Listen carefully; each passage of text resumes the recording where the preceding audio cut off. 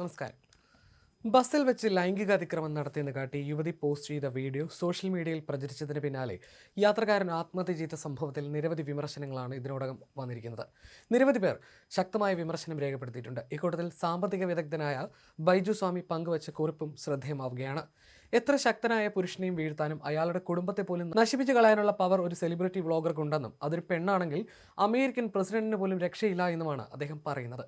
അദ്ദേഹത്തിന്റെ ഫേസ്ബുക്ക് കുറിപ്പ് ഇങ്ങനെ: ഇന്നലെ ഒരു യുവതി യാത്ര ചെയ്യുന്ന ബസ്സിൽ ഒരു പുരുഷൻ എന്നയാൾ ദുരുദ്ദേശത്തോടെ ശാരീരികമായി അപമാനിക്കാൻ ശ്രമിക്കുന്നുവെന്ന് പറഞ്ഞുകൊണ്ട് ഇട്ട ഇൻസ്റ്റഗ്രാം വീഡിയോ ആ വ്യക്തി മരിച്ചെന്ന് പറഞ്ഞപ്പോൾ മാത്രമാണ് ഞാൻ കണ്ടത് തന്നെ. കാരണം ഒരിക്കൽ ഞാൻ എഴുതിയിരുന്നു, ഈ നവമാധ്യമങ്ങൾ വാരിക്കോരി കൊടുക്കുന്ന കാശ് ഏത് വിധേനയും കീശയിലാക്കി ആർഭാടമായി ജീവിക്കുന്ന ഒരു വർഗത്തിന് എൻ്റെ വ്യൂ കൂടി കിട്ടേണ്ട എന്ന വാശി മൂലമാണ്.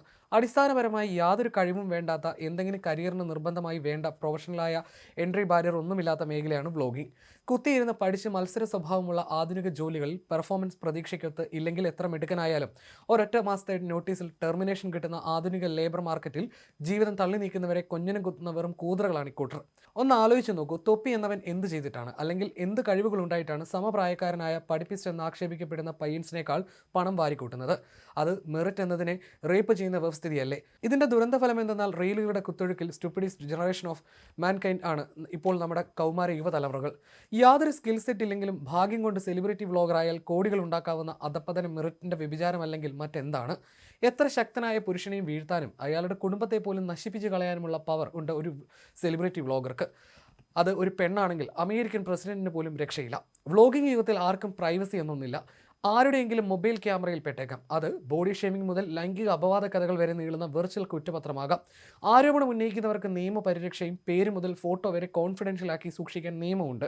പുരുഷന്റെ മേലുള്ള കുറ്റപത്രം വ്ളോഗർ വീഡിയോയോ ഫോട്ടോയോ വെറും ഇക്ലി സാഹിത്യമോ വിർച്വൽ വേൾഡിൽ മിസൈൽ വിക്ഷേപിക്കുന്നത് മുതൽ തുടങ്ങും. ആ കുറ്റവിചാരണയിൽ ഡിഫൻസ് ലോയർ ഇല്ല, ലക്ഷക്കണക്കിന് പ്രോസിക്യൂട്ടേഴ്സ് ഉണ്ട് താനും. ഇത് താങ്ങാൻ കഠിന ഹൃദയർക്ക് പോലും കഴിയില്ല. കാരണം ലോകത്തിന്റെ സകല മൂലയിൽ റിപ്പോർട്ട് ചെയ്യപ്പെട്ട കുറ്റകൃത്യത്തിന്റെ ശിക്ഷ ട്രയൽ ഇല്ലാത്തതാണ്. ജീവിതാവസാനം വരെയുള്ള കഠിനമായ തടവാണ് ശിക്ഷ.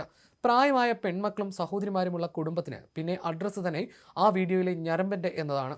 സ്ത്രീ സംരക്ഷണത്തിന് വേണ്ടി ഉണ്ടാക്കിയ നിയമങ്ങളുടെ ഉദ്ദേശ ലക്ഷ്യങ്ങൾ മോശമെന്ന് പറയാനാകില്ല എങ്കിലും അതിൻ്റെ ദുരുപയോഗം മൂലം ഉണ്ടാകുന്ന പ്രശ്നങ്ങൾ സമൂഹം വേണ്ട രീതിയിൽ മനസ്സിലാക്കിയിട്ടില്ല എന്നാണ് എൻ്റെ വിശ്വാസം. സോളാർ അതിജീവിത ഇപ്പോഴും ആ കൊട്ടേഷൻ ആരോപണങ്ങളിൽ കിട്ടിയ ലക്ഷക്കണക്കിന് രൂപയുമായി സുഖിച്ച് ജീവിക്കുമ്പോൾ അന്നത്തെ യഥാർത്ഥ ഇരയായ ചാണ്ടി സാർ മനപ്രയാസവും അതുമൂലം ആരോഗ്യം ക്ഷയിച്ച് രോഗബാധിതനായി അകാലത്തിൽ മരിച്ചു. ഒരു മുഖ്യമന്ത്രിയുടെ ഗതി അതായിരുന്നെങ്കിൽ മുഖമില്ലാത്ത സാധാരണക്കാരനായ ഒരാളുടെ അവസ്ഥ എന്താകും?